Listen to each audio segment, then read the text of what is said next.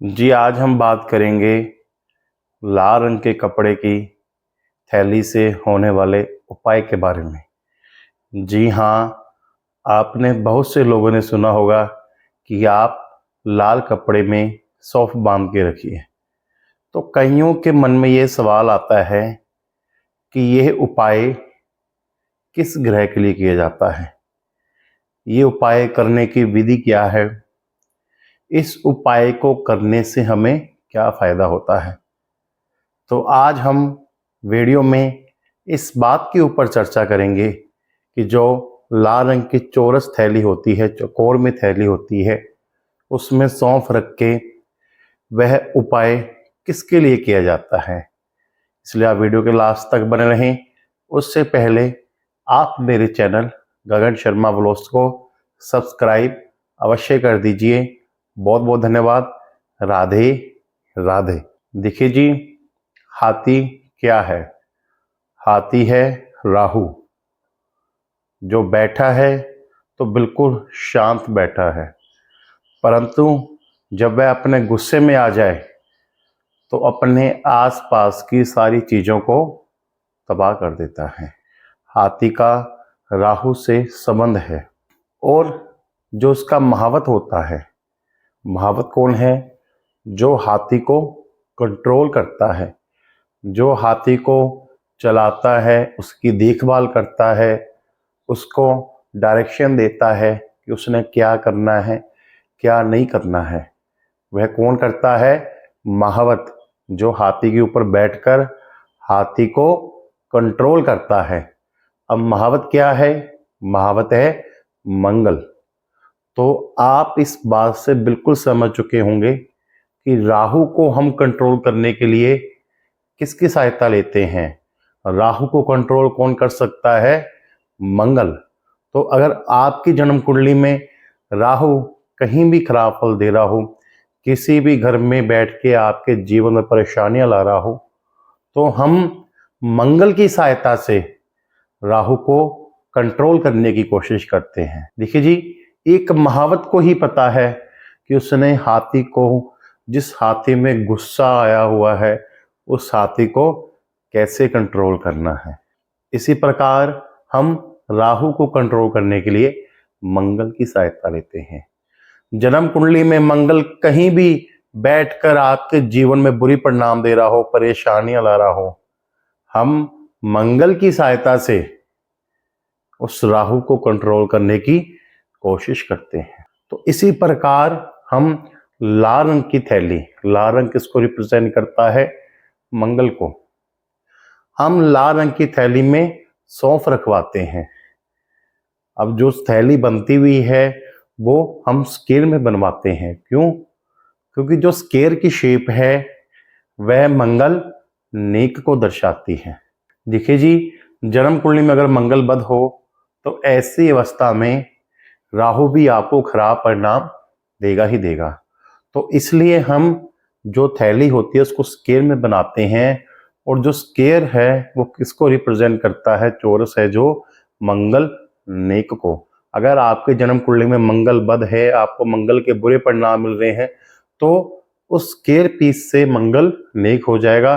और उसकी सहायता से हम जैसे बीच में सौंफ डालते हैं, देसी खांड डालते हैं, तो उससे क्या होता है कि मंगल नेक हो जाता है। और मंगल नेक की सहायता से हम राहु को कंट्रोल करते हैं, ताकि जो राहु ग्रह के कारण हमारे जीवन में परेशानियां आ रही हैं, वो परेशानियां आनी बंद हो जाए। अब देखिए जी, राहु क्या है? राहु हमारे दिमाग में आने वाले विचार हैं। जब हमारी जन्म कुंडली में राहु ग्रह खराब बैठ जाए तो ऐसी अवस्था में क्या होता है कि हमारे दिमाग में बहुत से विचार आते हैं। ऐसे ऐसे विचार आते हैं जिनका हमारी रियलिटी से कोई लेना देना नहीं है, हमारी वास्तविकता लाइफ से कोई लेना देना नहीं है, परंतु खराब राहु के कारण ऐसे ऐसे विचार आते हैं।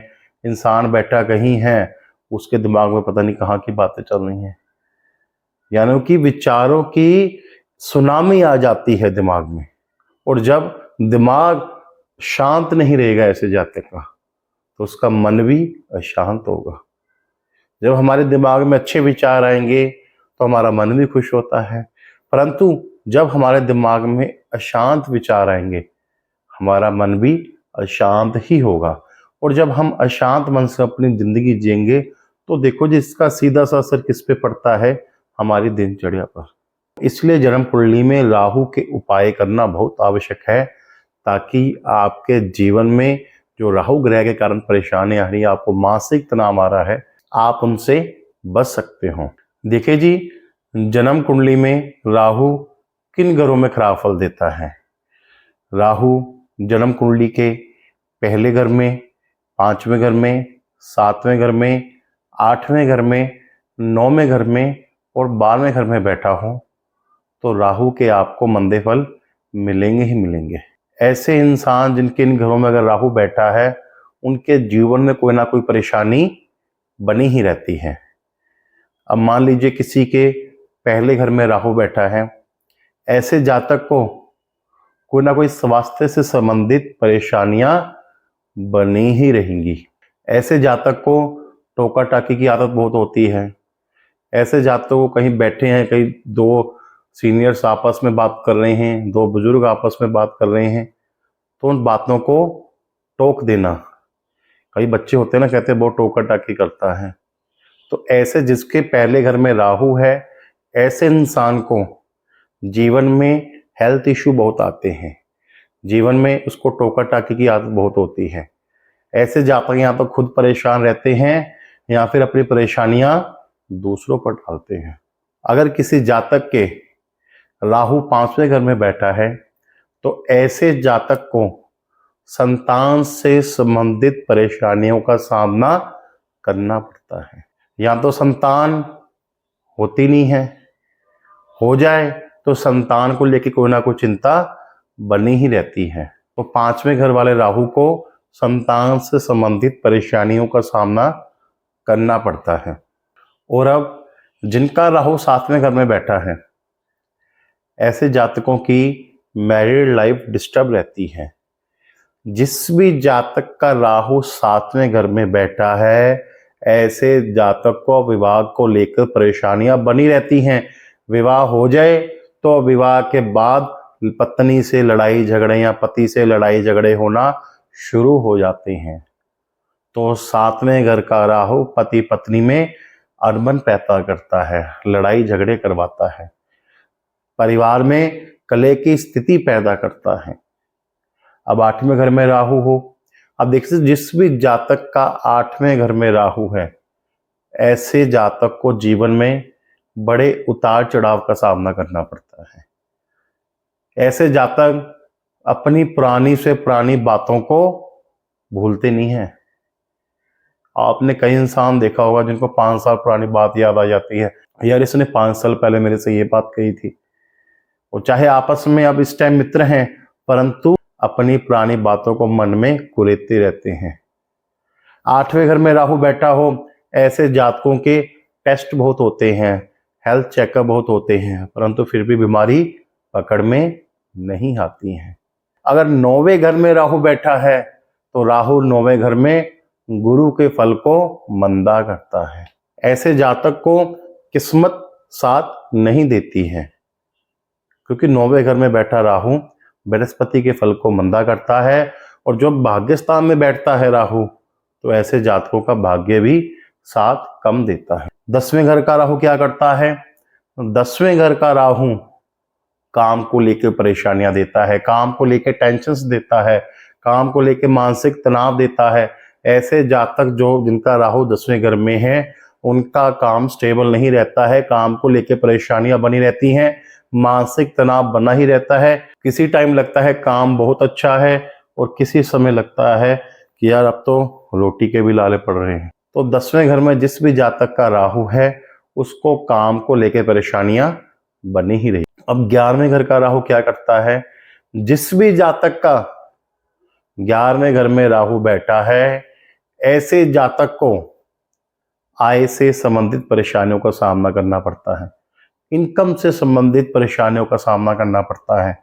ऐसे जातकों को जो लाभ मिलना चाहिए लाइफ में, जो प्रॉफिट मिलना चाहिए, आप चाहे इनकम कह लो, कोई अचानक धन लाभ हो गया, कोई प्रॉफिट हो गया, ऐसे जातकों के जीवन में आय को लेके अचानक लाभ को लेकर परेशानियां बनी ही रहती हैं।